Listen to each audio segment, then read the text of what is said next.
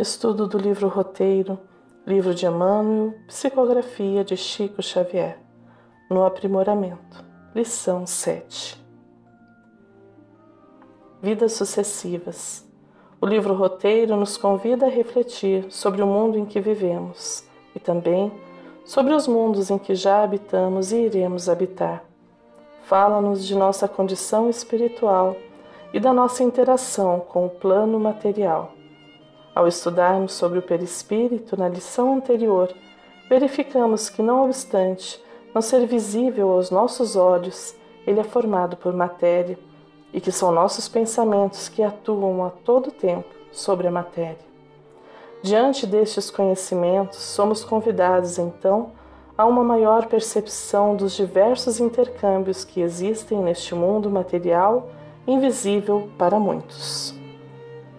Espíritos. Nesta etapa, Emmanuel nos convida a estudar sobre os espíritos que não mais se encontram na condição primitiva, porém, ainda jazem distantes do caminho evolutivo no bem e no amor. De quem se trata? De desconhecidos ou pessoas que nos são próximas? De algo distante ou de vivências que nós mesmos já atravessamos em nosso caminho evolutivo? Recordemos no livro dos Espíritos, questão 100, a classificação das principais ordens dos espíritos. Primeira ordem, espíritos puros. Segunda ordem, bons espíritos. Terceira ordem, espíritos imperfeitos. Vejamos o início da lição. No aperfeiçoamento do corpo espiritual, além do primitivismo de certas almas que jazem longo tempo, entorpecidas após a morte física, observemos ainda o quadro das mentes evolvidas intelectualmente, mas submersas nas densas vibrações decorrentes de compromissos escuros.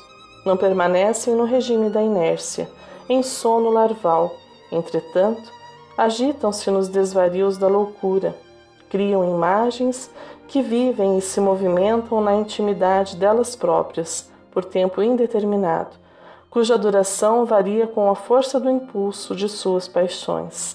Carregam consigo os dramas intensos de que se fizeram autoras. Nosso Lar, exemplo. No livro Nosso Lar, André Luiz nos relata o caso de uma senhora, fazendeira, que desencarnara em maio de 1888 e ficou durante longos anos estacionada em pensamentos e condutas que já não faziam parte mais da organização da sociedade, exemplificando o que Emmanuel nos vem a ensinar. Vejamos um trecho. De grande distância. Fui na terra, meu filho, mulher de muitos bons costumes. Fiz muita caridade, rezei incessantemente como sincera devota. Mas quem pode com as artes de Satanás? Ao sair do mundo, vi-me cercada de seres monstruosos que me arrebataram em verdadeiro torvelinho. A princípio, implorei a proteção dos arcanjos celestes. Os espíritos diabólicos, entretanto, conservaram-me enclausurada, mas eu não perdi a esperança de ser libertada, de um momento para outro, porque deixei uns dinheiros para a celebração de missas mensais por meu descanso.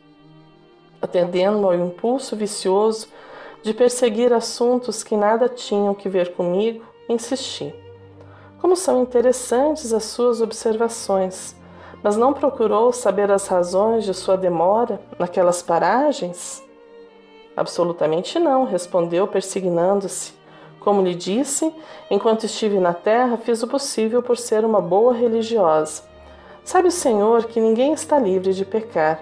Meus escravos provocavam rixas e contendas, e embora a fortuna me proporcionasse vida calma, de quando em quando era necessário aplicar disciplinas. Os leitores eram excessivamente escrupulosos, os feitores, e eu não podia hesitar nas ordens de cada dia. Não raro, algum negro morria no tronco para escarmento geral. Outras vezes, era obrigado a vender as mães cativas, separando-as dos filhos por questões de harmonia doméstica.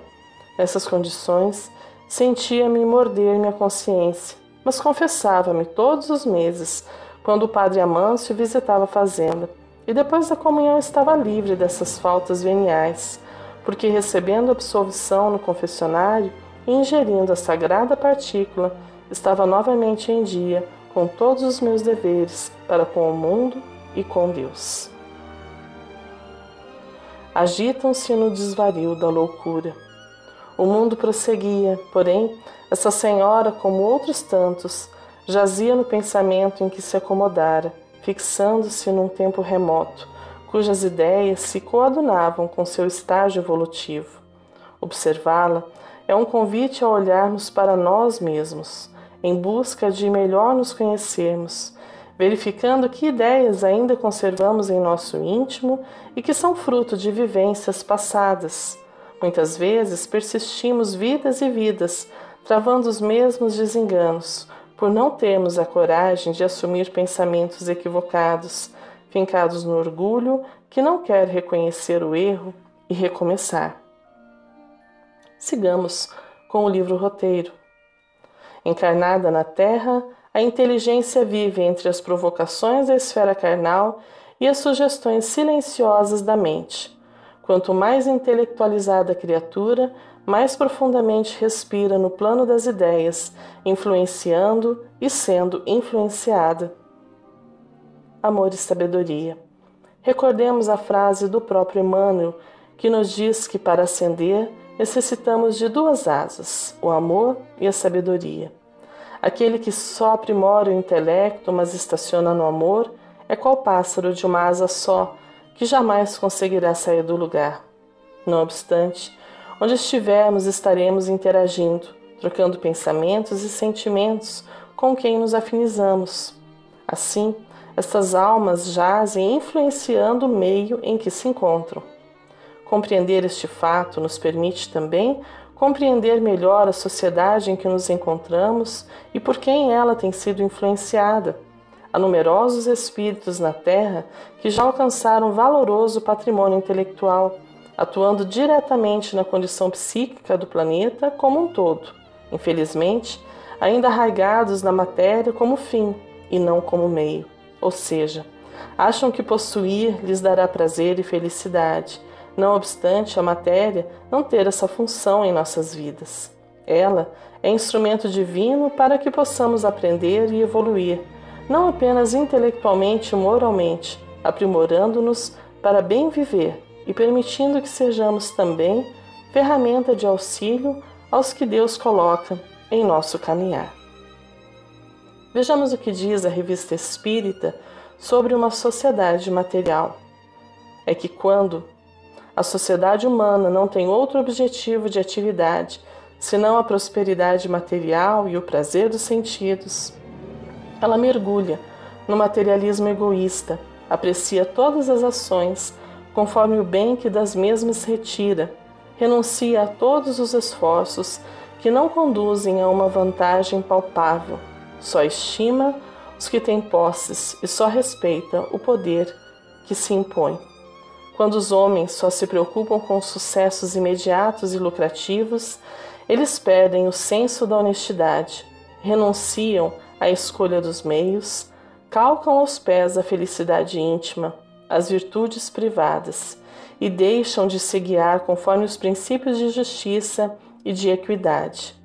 Numa sociedade lançada nessa direção imoral, o rico leva uma vida de moleza ignóbil e embrutecedora, e o deserdado aí arrasta uma existência dolorosa e monótona, cujo último consolo parece ser o suicídio. Revista Espírita de 1863. Vejamos mais um trecho da lição. Geralmente, porém, o homem desequilibra os próprios sentimentos, inclinando-se em maior ou menor percentagem para o afastamento das leis com as quais se deve nortear. Atravessa os caminhos humanos ganhando pouco e quase sempre perdendo muito dentro de si mesmo, obscurecendo-se nas pesadas sombras dos pensamentos inquietantes que produz para o consumo de suas necessidades mentais. Assim é que a desencarnação não lhes modifica o campo íntimo.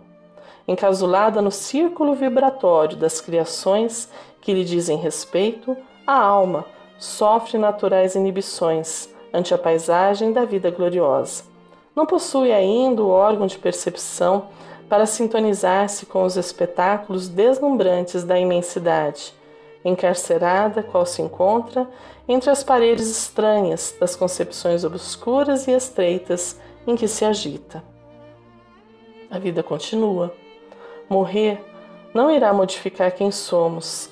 Eis o alerta que a lição nos vem apresentar. Eis então que é chegada a hora de assumirmos a nossa condição, reconhecendo-nos como criaturas imperfeitas e utilizarmos as ferramentas divinas que o Pai Celestial nos concede para evoluirmos.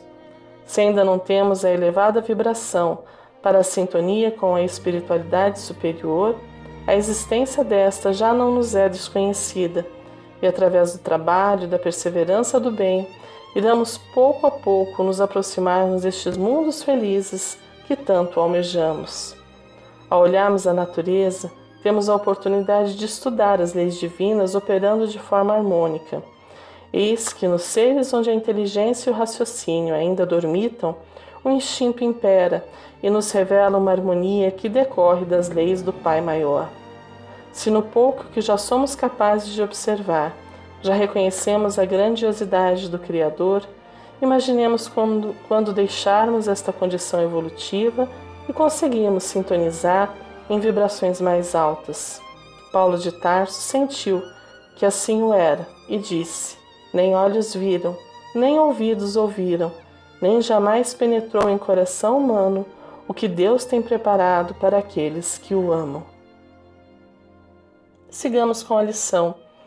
Como a lâmpada que vive no seio das próprias irradiações, emitindo luz que é também matéria sutil, a alma permanece no seio das criações que lhe são peculiares, prendendo-se à paisagem que prevalecem as forças e desejos que lhe são afins, porque o pensamento é também substância rarefeita, matéria dentro de expressões inabordáveis, até agora, pelas investigações terrestres.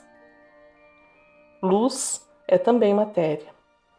Ao tempo em que foram ditas essas afirmações de Emmanuel, devem ter causado grandes reflexões. Luz é matéria sutil?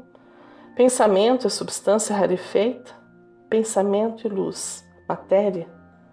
A física moderna já admite esses conceitos e até mesmo as revistas não especializadas já noticiam o avanço dos cientistas nestas afirmativas. Uma equipe de 20 físicos do Centro do Acelerador Linear de Stanford, nos Estados Unidos, conseguiu na prática o que até agora só era possível em teoria: tirar matéria da luz. Eles usaram raios laser com potência de 500 bilhões de watts, o equivalente a uma lâmpada doméstica acesa por habitante do planeta. O laser foi comprimido por raios gama, outro poderoso tipo de luz que é invisível. A cada 4 esbarrões entre os fótons, que são as partículas que compõem a luz, a energia concentrada num único ponto foi suficiente para criar um elétron e um antielétron, também chamado de pósitron. Os pesquisadores dizem que agora vão entender melhor o que acontece nas estrelas de nêutrons, que são superdensas e podem estar gerando elétrons e pósitrons a partir de luz em sua superfície. A energia exprimida gera elétrons. Veja como o choque entre partículas de luz produz um elétron e um antielétron. Um feixe de laser, luz invisível, é jogada contra um feixe de raios gama, luz visível. Invisível. Os fótons, partículas de luz do laser, se chocam contra os fótons de raio gama. A energia exprimida, na trombada entre 4 fótons, fabrica um elétron e um pósitron, antielétron. Revista super interessante, 31 de outubro de 2016. O pensamento cria. Já vimos em estudos anteriores como é relevante compreender esta questão. Nossos pensamentos atuam diretamente sobre a matéria que nos cerca, organizando-a de acordo com a nossa vibração. Isto interfere em nossa vida cotidiana, em nossa saúde, em nosso humor e em tudo que nos acontece. Recordemos o pensamento de David Bohm, um grande físico e vencedor de prêmio Nobel. O pensamento cria o mundo. Pensamento cria organizações e então estas tornam os humanos seus prisioneiros. Peter Senge. Em essência, toda organização é produto de como suas pessoas pensam e interagem.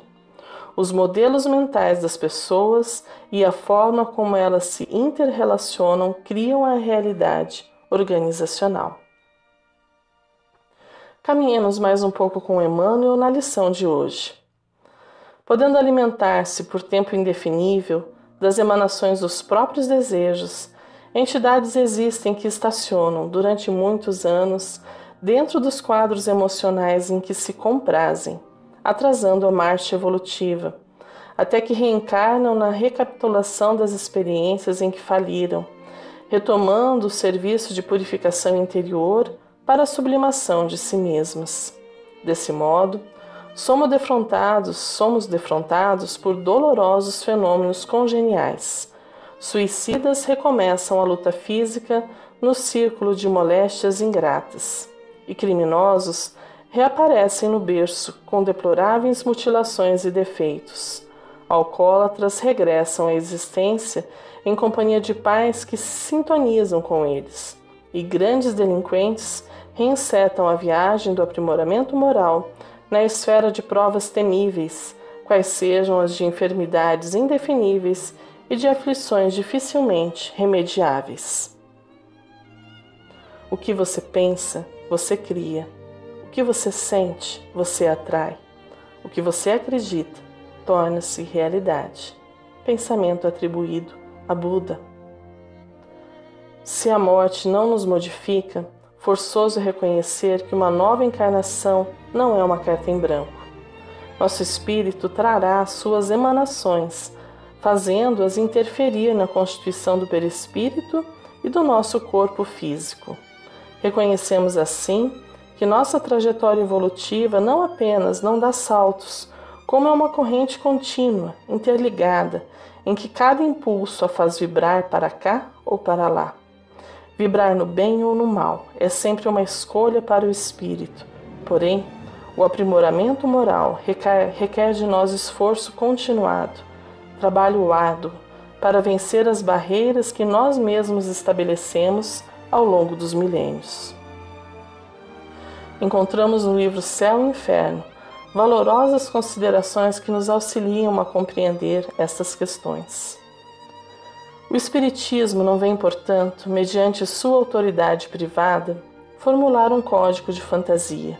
Sua lei, no que toca ao futuro da alma, deduzida de observações feitas sobre o fato, pode resumir-se nos seguintes pontos.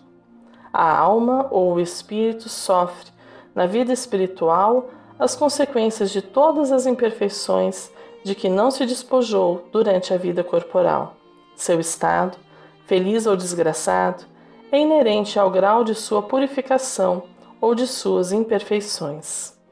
A felicidade perfeita está ligada à perfeição, ou seja, à purificação completa do espírito.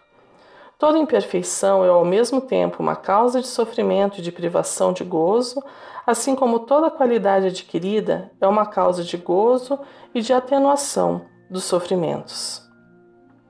Não há uma única imperfeição da alma que não traga consigo suas consequências lastimáveis, inevitáveis, e nem uma única boa qualidade que não seja a fonte de um gozo. A soma das penas é, assim, proporcionada à soma das imperfeições, como a dos gozos está na razão da soma das qualidades. Em virtude da lei do progresso, toda alma tendo a possibilidade de adquirir o bem que lhe falta e se desfazer do que tem de mal, segundo seus esforços e sua vontade, resulta daí que o futuro não está fechado a nenhuma criatura. Deus não repudia nenhum de seus filhos, recebe-os no seio à medida que atinge a perfeição, deixando assim a cada um o mérito de suas obras. Estando o sofrimento vinculado à imperfeição, Como o gozo a perfeição, a alma carrega em si mesma seu próprio castigo, em toda parte onde se encontra. Não é preciso, para isso, de um lugar circunscrito. O inferno está, portanto, em todo lugar onde há almas sofredoras, como o céu está em toda parte, onde há almas bem-aventuradas. Livro Céu e Inferno, trecho do capítulo 7, Código Penal da Vida Futura. Encerra a lição. No extenso e abençoado viveiro de almas, que é o mundo, pouco a pouco, de século a século e de milênio a milênio, usando variados corpos e diversas posições no campo das formas, nosso espírito constrói lentamente, para o próprio uso, o veículo acrisolado e divino, com que o Senhor nos reserva em plena imortalidade vitoriosa.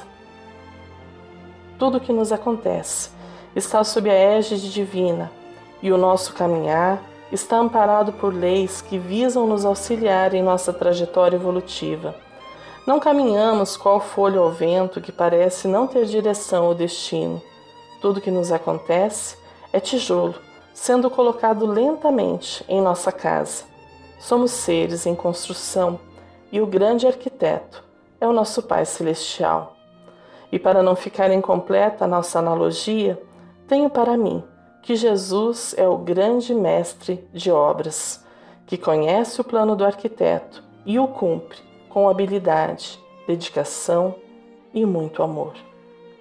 Um fraterno abraço e até o próximo estudo.